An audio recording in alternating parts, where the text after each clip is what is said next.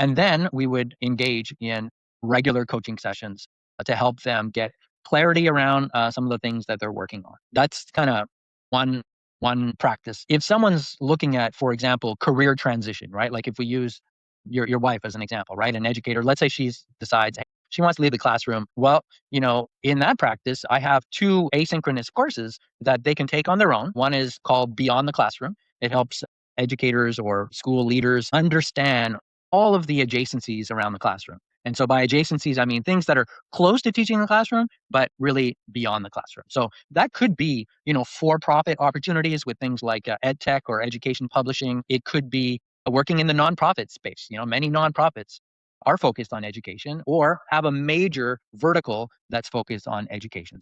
Welcome to Career Coaching Secrets, the podcast where we talk with successful career coaches on how they built their success and the hard lessons they learned along the way. My name is Davis Nguyen, and I'm the founder of Purple Circle, where we help career coaches scale their business to $100,000 years, $100,000 months, and even $100,000 weeks. Before Purple Circle, I've grown several 7- and 8-figure career coaching businesses myself, and have been a consultant at 2 career coaching businesses that are doing over $100 million each. Whether you're an established coach or building your practice for the first time, you'll discover the secrets to elevating your coaching business. Welcome to Career Coaching Secrets Podcast. I'm Pedro, and today I'm joined by Peter Balyta, PhD, founder and CEO of Coaching Instruments, whose journey from classroom teacher to president of Texas Instruments Education Technology demonstrates the kind of strategic career progression he now helps others achieve. What makes Peter's approach unique is his combination of 25 plus years driving hundreds of millions in corporate revenue with his expertise as a USA triathlon and Ironman certified coach, understanding that peak performance requires both strategic thinking and endurance mindset. Peter specializes in working with CEOs of small to mid-sized businesses, professionals navigating major career transitions, and busy executives who are tackling significant challenges both in boardrooms and in their personal fitness journeys. His track record of guiding 100% of his Ironman athletes to successful race completion mirrors his approach to leadership development, equipping leaders with the courage, confidence, and practical frameworks to elevate performance without sacrificing their core values. Welcome to the show, Peter. Thank you, Pedro. Thanks for having me on your show. Yeah, it's great to have you.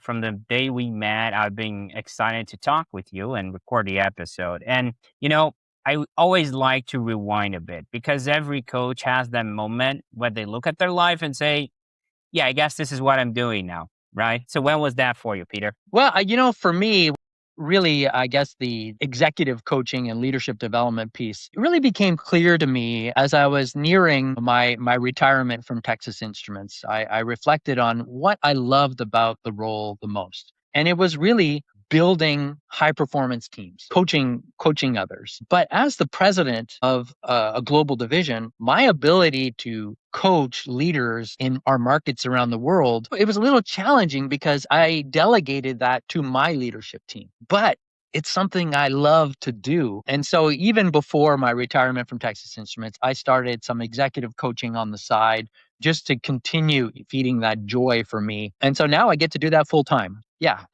I guess that's the aha moment that I had as I was nearing retirement from Texas Instruments. Okay. Now, I tend to ask at this stage is like, when did you felt the shift, right? From I'm helping people to I'm building a real business around coaching. And I would say the transition happened maybe like 5 or 6 years ago. I was doing some triathlon and endurance coaching on the side. Really non-competing with Texas Instruments. I had about 15 to 20 athletes, seasoned leaders, executives, busy traveling all over the world. But they had these huge goals, things like completing their first Ironman or doing some ultra race someplace around the world.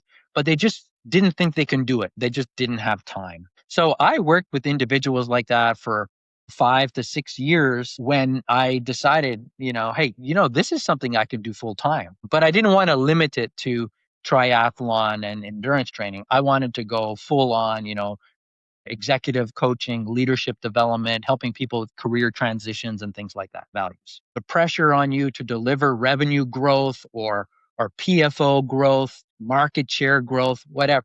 It's the same. It is the same. It's about doing hard things. So for me at the top level, it's really coaching people to give them the tools, confidence to do those hard things. And that's where growth comes from, right? It's true in sport, but it's also true in business. You have to be taking those calculated risks. You have to be doing those hard things to be growing. Staying comfortable, status quo is never going to let you grow. Who are the people that kept showing up, especially in the executive side of the coaching side? Okay. The ones who realize, okay, this is my tribe, because for a while it was more like towards fitness. Okay, so let me back up, right, and explain how I kind of see myself, and then that will explain who I coach, right? So you could say that I'm a teacher because before I went into the corporate world, I was a teacher. I was a supervisor for a school district in Canada. So I'm a teacher, I'm a coach, I'm a leader, and I'm a former global business president at Texas Instruments, right? So, with over those 25 years of executive experience, and after leaving the classroom and school district, I learned that I understand the challenges that CEOs face. And more importantly, having gone from classroom teaching to global leadership, I know what it takes to navigate things like resource constraints, competition, and self doubt. Starting out as an entry level role myself for a Fortune 200 corporation, and then going on to become the president of the ed tech division, all while making an impact in an area that I've always been passionate about. So I get it, right? It can be scary, but I want to share these things through coaching instruments so that my clients could again achieve that wild success without sacrificing their personal values. So many professionals, they have well-intentioned goals and ambitions, right? But their only strategy is often to work harder. So they sacrifice personal values for unsustainable results, really. So at Coaching Instruments, we equip these professionals with that courage, confidence, and tools to enable transformation and achieve long-term success. So to your question, like medical doctors use instruments to improve health, Coaching Instruments uses tailored tools and frameworks to maximize business leadership and fitness potential. So, who do we serve? Well, I could break it down into different areas, but in terms of executive coaching, those are really the ambitious CEOs and executives of small to mid-sized businesses, right? So think 7 to 9 figure revenue. Folks that want to lead with clarity, build high performance team, and drive sustainable business growth without sacrificing personal fulfillment. That's one area of my business. The other one is really leadership development. And this one's got a unique clientele, right? It's for high performing professionals, mid-level managers, and aspiring leaders who want to confidently step into leadership roles, build high performance teams, and really accelerate or launch their careers. And so here I've found, in my time at Texas Instruments, I've had a few engineers or people from different backgrounds come and say, "Hey, Peter, I went and I got my MBA. So I'm ready to lead a marketing team or I'm ready to lead a business unit." Well, that's not how it works. So we talked about, what are some of the things that you need to do to be able to have that opportunity. And then that's kind of what fueled my practice around leadership development. Third area of my practice is really around helping former teachers, school administrators, leaders transition into roles that are outside the classroom. And I never want to be seen as the guy who's taking great teachers out of the classroom. But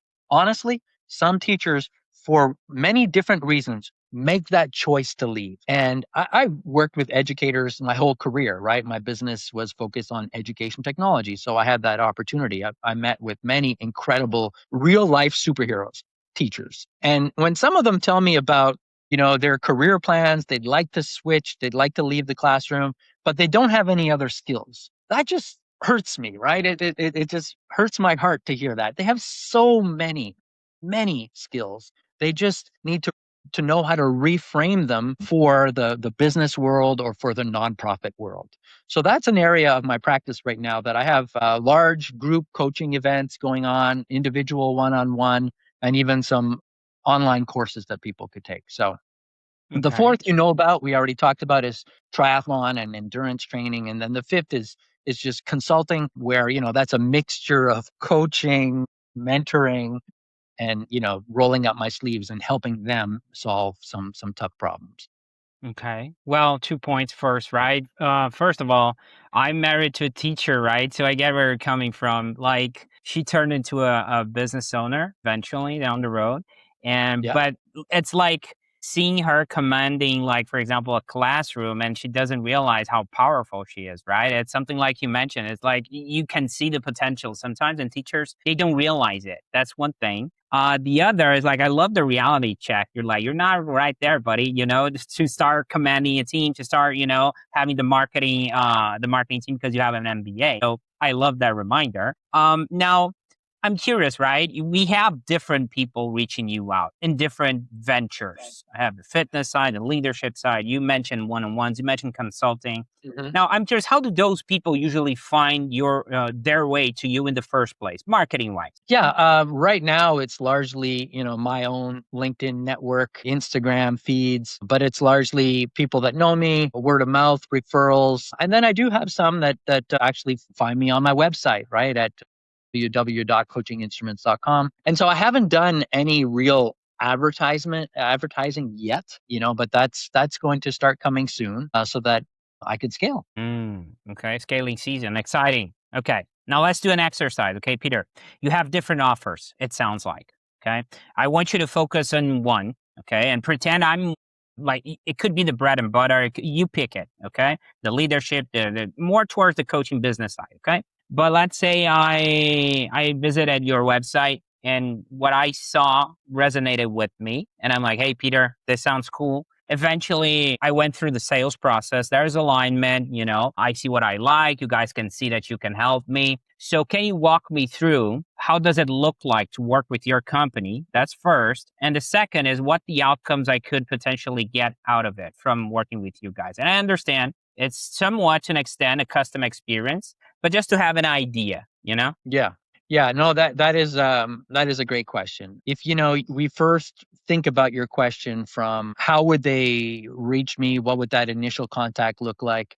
We would start by having a conversation, right? We would have a conversation to assess if it's a fit, if that client is a good fit for me or someone on my team, and vice versa, right? It's two ways. Assuming there's a fit and assuming it's in the executive coaching practice, then we would do some different assessments to form the foundation of our coaching relationship. And then I would, have the client fill out some documentation, some onboarding stuff, which would help me understand what challenges they're facing right now. And then that would largely, start with an initial conversation to define those things and make sure that I have a good understanding.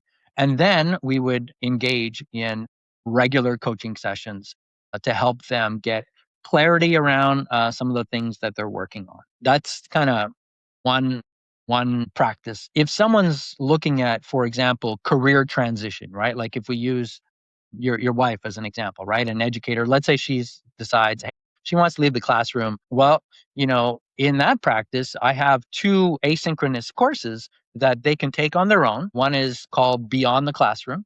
It helps educators or school leaders understand all of the adjacencies around the classroom.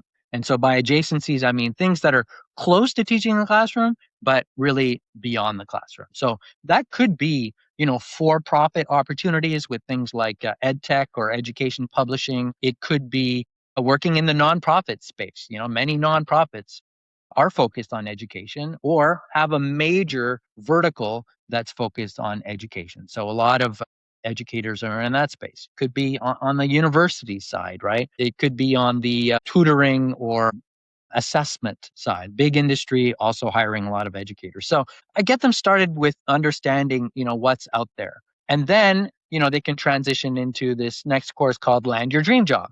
And that's really the nuts and bolts. That helps them, really define their purpose, define their unique value proposition.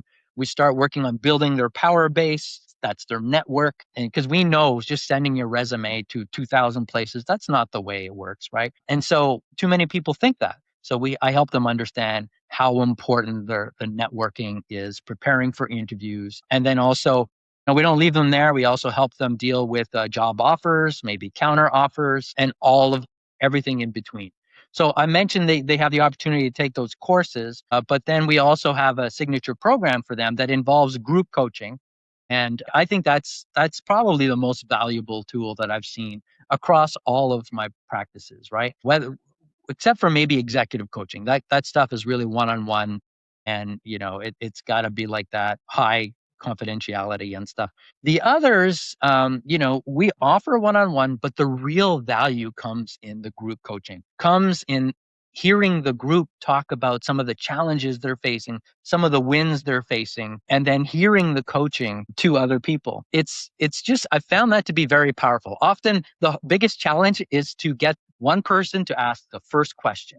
And then once that starts, I tell you, we get close to time and I got to start wrapping it up. It is just, yeah, I just can't overstate the value of group coaching.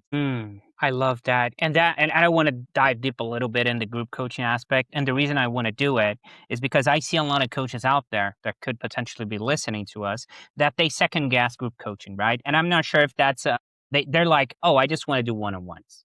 Okay. And I'm not sure the reason why they do this, and I'm not sure the reason why it's so I wouldn't say call it easy, but it's such a powerful asset for you. Maybe it's because you have that school background, right? So you understand the dynamic, the group dynamic, and how a group can benefit from being together or something like that. I'm just thinking out loud. Mhm. So my question to you is for other coaches out there thinking about group coaching, they're on the fence. Why should they do it? Yeah, so I could answer that question in a couple different ways, right? So if we're talking about to other coaches that seem to be focused more and have a hard time kind of breaking away from their one-on-one coaching, I would have them look at the economics of it as well, right? Like regardless of what well, let's assume you're charging a certain price for one-on-one coaching. All right. So now think now about a group coaching. You might charge a little bit less, but you have more people. In the end,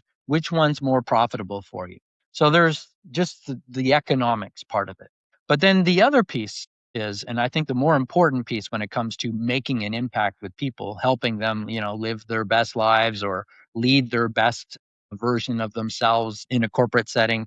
Um, coaching helps people engage at the pace that they're ready. So for example, you could be in a group coaching situation and you might not be, really engaged in that particular session, but you observe a coaching dynamics with a client that is really powerful, meaning, maybe there's a breakthrough in terms of team dynamics or leadership development or just some big breakthrough moment. Even as an observer, you can get a lot of value out of that.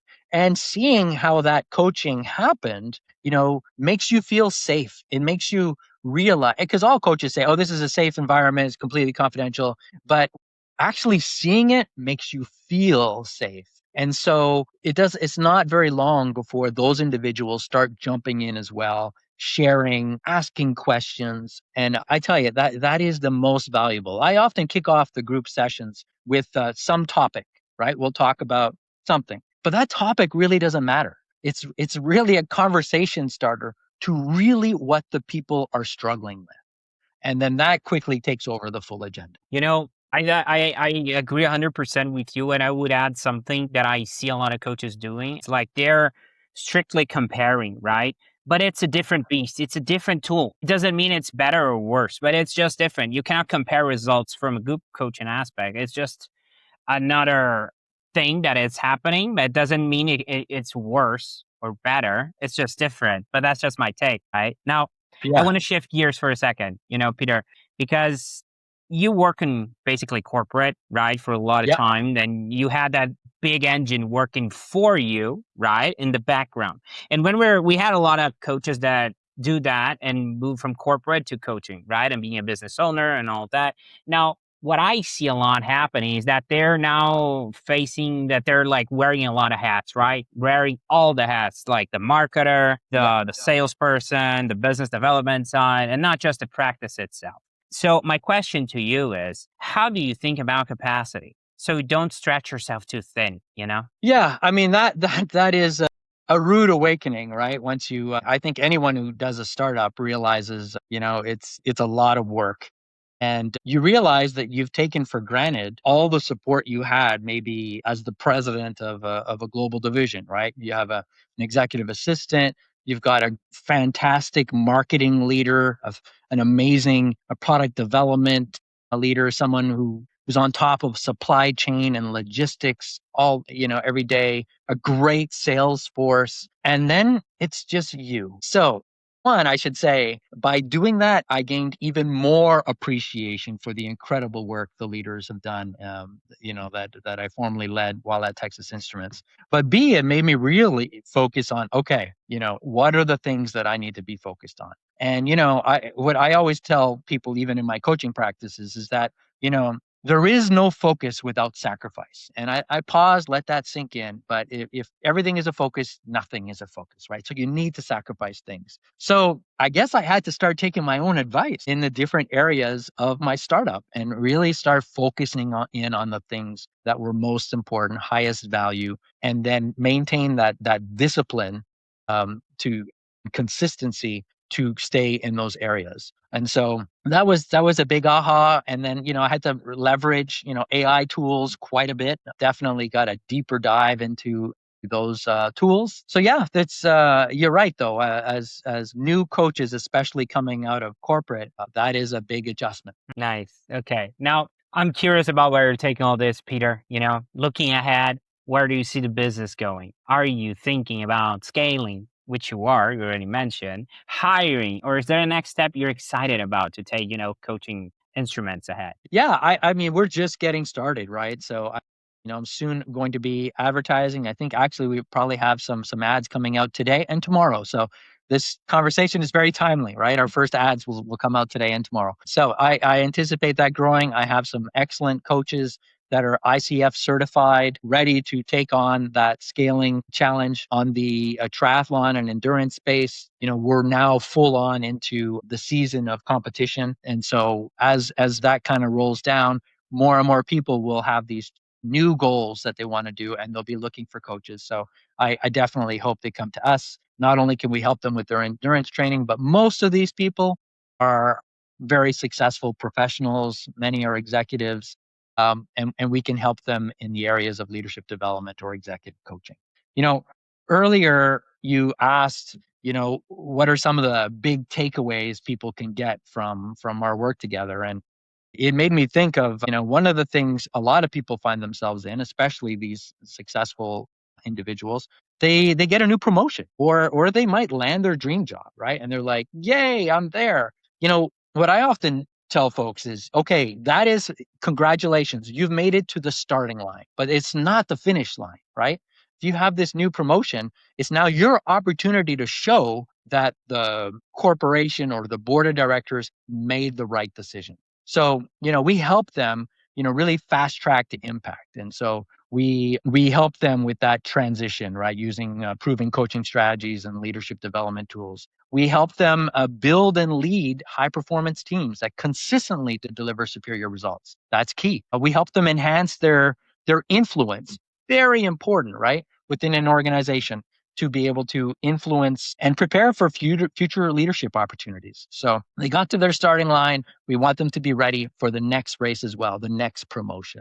And then, we effectively help bridge some gaps, right, between technical expertise and business strategy, helping position our clients as well-rounded leaders. And then could be driving innovation, could be developing a global mindset for growth. There's just many things like that we help folks with. And I can get into more detail if you like, but yeah, that's kind of one of the things I'm really excited about helping people with. One of the things I would love to understand is the vision, right? Because we have different offers. I would love to understand, where do you see your business going, not in a practical way, but in a, let's call it like in a romantic way. Like, what would you love to see the impact happening, Yeah, for me uh, it would be at the top level, right? Having people recognize that working with us, will help them, develop their courage, their confidence, and build out the tools that they need to achieve wild success in whatever they choose to do. Now, you mentioned, be a little touchy-feely in my answer here. So for me, it would be a holistic approach, right? Yes, we have some people come into our practice.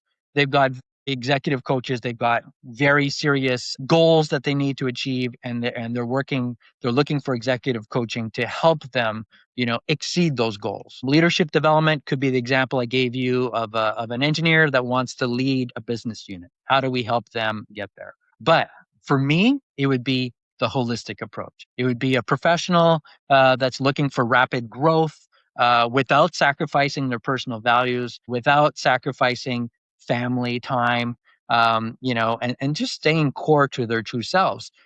And my hope would be that part of that is a strong health and fitness component. Like, you can be a super successful, competitive executive and be healthy and fit and have a wonderful family life. And so my goal, my hope would be that, people coming in look at us as a partner to help them develop in all of those areas and not just one. Like coaching the whole person, that's the main thing. You want to make them a better person and understand that you don't have to pick a lane. You could be healthy, you could be great at business and all of that. Did that make sense? Something like that? That's right. It's really about commitment to helping them live their best lives. Now, part of what we do around that is helping them realize that their best lives should probably include a health and fitness component. Because if you're tired and have low energy, you're not going to bring that executive presence in the office, right? And if family life is not going well, you're not going to bring the focus that you need to help solve some serious challenges, right? Like, for example, when you lead a global business that has manufacturing all over the world today, right? Let's not even talk about COVID times, but today, right? Like, all of the natural disasters that could hit, right? Like volcanoes in the Philippines, typhoons in Asia, tornadoes, earthquakes in Japan. You cannot control these things, right? But you can control how you react to them. And that really requires clarity, sharp focus, and being healthy. So that's the reality that people are in today. And these types of problems are complex, and they're the ones that you really cannot control, right? Like, we can talk about market share, we could talk about revenue growth, we can talk about profit. Okay, well, a volcano erupted in the Philippines where you might have manufacturing going on.